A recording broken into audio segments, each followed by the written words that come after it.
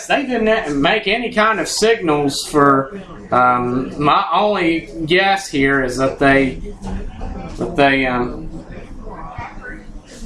updating the Facebook page here.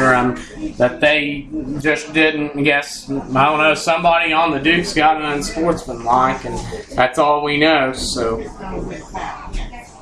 that's going to be the.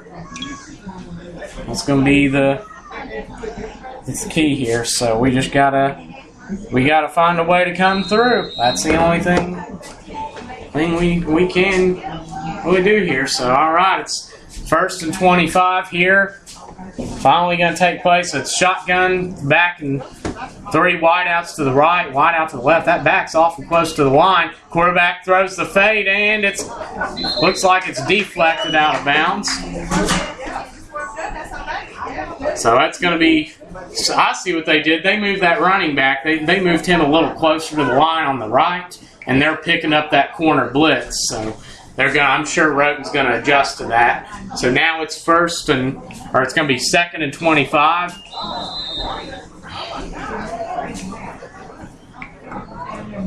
Dukes have the ball on their own 25-yard line, 2nd down. Tank's putting out 4-man line. And we're in shotgun. The Dukes are in shotgun, 2 wideouts to each side. Back to the left of Murray. And Tank's showing they got those tackles pinched in awful close. Backers start creeping to the line. And as blitz comes, throwing it. Almost picked off. Wow. Ball is hit in the air and almost like Big Dom picked off early. Anthony McDaniel nearly got his hands on that. Nearly got it. Anthony actually rode up with me today, so to see him make a play be pretty awesome. So, all right, now we got a 3rd down and about 25 yards to go. Ashland native Isaiah Jedian checking into the game at linebacker. By the way, by this gate? I think we did, yeah. I was making sure it was a short distance because hopefully something changes in 11 minutes. Yeah, oh, definitely. All right. I'll be running. Yeah. And the Dukes are out in shotgun. They've got 2 wideouts to each side. Tico Brown lined up to the left of Murray in the backfield. And the Tanks shoot up the middle. Ball's handed off. Brown up the middle. He's carrying it. He's got room. He's to the 40 and tackled. But thankfully, before he can get the first down. Thank the Lord for Torrin Whiting right there. Because if he was not right there, he Tico was gone. Moore, correction. Oh, Tico's hurt. No, he's hurt. That's not good. That guy is quick. That is I think Tania, that might be the longest run anybody has gotten. I believe so. I mean, even Rob Givens, who averaging close to 8 yards a carry, had negative 18 on us, and looks like Tico Brown's out there, and good show of sportsmanship for Millions down there helping him.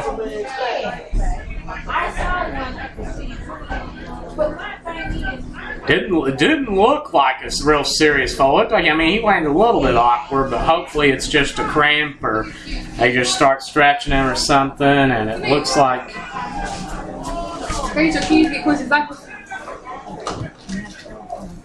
And he's on the ground still. Looks like they're going to get ready to help him up here, but I guess they're just trying to stretch him out. Hopefully that's all it is. Hey, I think they're in Quan's door. Okay, so and it's. Hey, and the wipes are in the trunk. And they're helping, and Tico gets the wipes are in the trunk. Well, and the he's diapers walking. Are in, He's Quan's walking door. a little bit funny here, but just Tico's walking a little bit funny. But no, he's walking, but he's got to have help. So, but it doesn't. I don't know. It don't look like he's limping, but hopefully, I can't tell today. I don't know because it kind of looks like his shoulder, but then it kind of looks like the way he's walking. I don't know what's. Yeah, he was holding his shin, is what it looked like. Yeah. I think it was that little pop up at the end. And just rolled out. Prayers for him for a speedy recovery, no question. We wish you very well, Tico. Hope you recover well. And Do you want me to go down there to your car and get that just in case? Yeah. Yeah, hit this top button. Just keep it when you walk Is around. it in the back, the front, where? It's in the back. And just this top part here, keep hitting that over and you'll hear it go off, and then when you do, hit the second one and that'll unlock it. And then when you get the two things out, hit that top part to lock it again. Okay, gotcha. And the ball snapped and it's punted. Ooh, almost. We cannot get. Oh no, ball's dropped. Oh boy, it's big fight, big huddle of guys fighting. And whoo, Tanks recover. Big, that looked like Richard Ellery. He made a dangerous play there on that and dropped the punt, but luckily it rolled back into his hands. So now it's going to be 1st and 10. Tanks taking over on their own 43-yard line. So we definitely need something here to get us ahead somehow or some way, or just something. This is, you know, when you, I will say the fact that we're in this game with as much as we've lost, I mean, you look at the injuries we've had, you look at the suspension of Chris Hill, I mean, it's lucky we're in this game, but we're not playing them to tie, we're playing them to win. So, all right, it's going to be shotgun, 2 wideouts to each side, back to the right of Brown. And the Dukes are spread out this time, showing blitz. Brown drops back. Screen's caught by Micah Brown. He runs to the right side. He's got room. He spins. That's Dylan Coons. My apologies. He gains about 11 yards before getting tackled out of bounds. It's hard to tell these guys apart. Dylan Coons catches the ball. He got the ball over the middle, ran to the side, and then he had some room and got the first down. So just enough, just little things like that keeps the defense thinking. So that was a definitely good play call, good execution, and way to get that first down there. So now Tanks have it 1st and 10 on the 47-yard line of the Cincinnati Dukes. And Tanks are in shotgun, though, with 2 wideouts to each side, back lined up to the right of Luke Brown. And Dukes are spread out again. There's Shaw. The backers creeping up. Handed off up the middle. And I can't see who that is. Oh, that should have been a late hit. Oh, wow. Should have been a late hit there. Make a Brown gains 4 yards. And we've got a Dukes player down, 57. Wow. We got a player hurt. He's on his. Okay, good. He's getting up by his own power. But wow, Duke's player just Micah Brown powered through for 4 yards. He was almost down. They blew the whistle. His knee had hit the ground. They blew the whistle, and then a Duke's player just runs up and spears him. I mean, that definitely should have been a personal foul right there. But they have been. I will say the referees have been consistent in letting stuff like that go so far. I mean, they haven't been making, they've been consistent both ways on it. So, I mean, I guess they're just trying to let the stuff like that go. So, all right, so back out, 2nd and 7 with 8:48 to go in the 4th. Shotgun, 2 wideouts each side, back to the right of Brown. And the ball is snapped. Brown keeps it himself, runs it up the middle, hurdles a defender, and gains about 5 yards on the play. And that's going to be marked at about the 40-yard line, so it's going to be 3rd and 3. And A.J. Williams checks back into the game. Oh, wow, terrible. They're marking that back at the 42. Wow. Brown had gotten well past that, but I guess they saw it different, so it's going to be 3rd and 5. That was definitely, I don't see how they're marking that 3rd and 5. But, all right, so it's shotgun, 2 wideouts each side, back to the right of Luke Brown. A.J. Williams gives some kind of signal to Brown, and the ball is snapped. Handed off to A.J. Williams. He's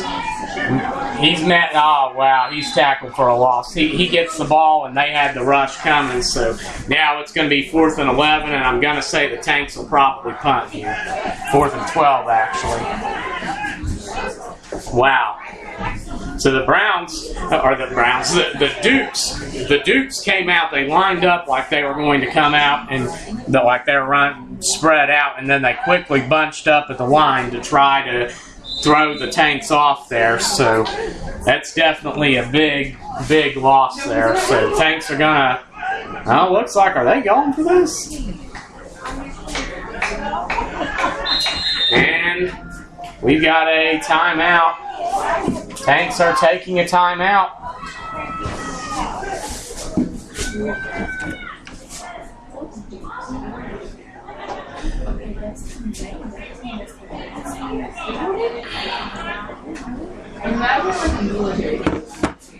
And it's going to be 4th and 12, but where Jamie Rice is calling the timeout to run a play with 7:05 to go here in the 4th. So if you're just tuning in with us, the score's tied up at 6-all.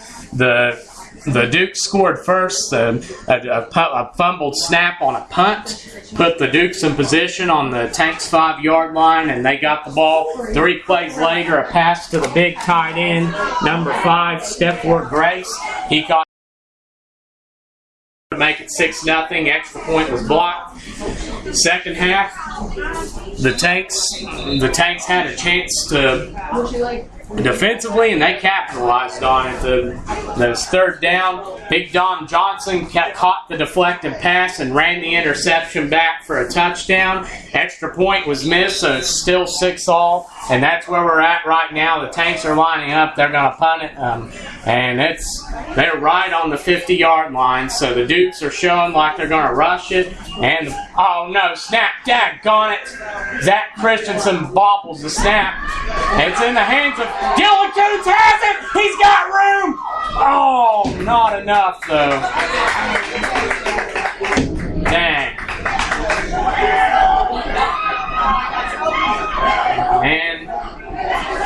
And we got some scuffling. And we've oh boy, we got a Dukes player that's down. And it's not chaos, no fighting, but that's awful close to it. And we got Dukes player hurt. What happened? Christensen bobbled the snap again, and then the ball somehow got in Dylan Coons' hands. He looked like he had some room. And then number 3 for the Dukes, Jordan Albright, ran down and actually just made a good play knocking him out of bounds. So this is definitely something that don't look good, folks. Whatever the situation is here, there's one of the Dukes players, 2 of the Dukes players. There's another one that's down as well, but hopefully, look, I'm going to guess just because of the weather and everything, it's cramps. Let's hope that's all it is. Either way, the Dukes are going to have the ball 1st and 10 on their own. Let's see, it'll be about on their own 41-yard line.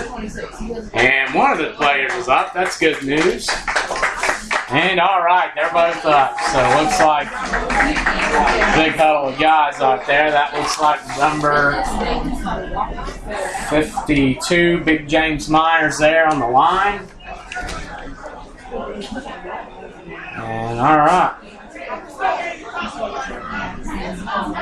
I can't quite see the other one. There's a big mass huddle of guys there, so it's hard to tell who's what and where, but they're definitely glad to see that both are okay. However, that's what's most important. So, all right.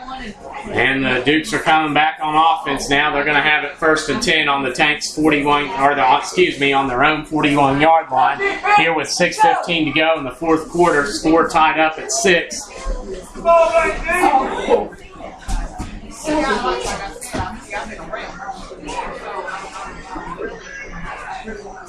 You know, I hope Jamie Rice and Brian Roten, they've coached together for 4 years. They've gotten 49 wins together.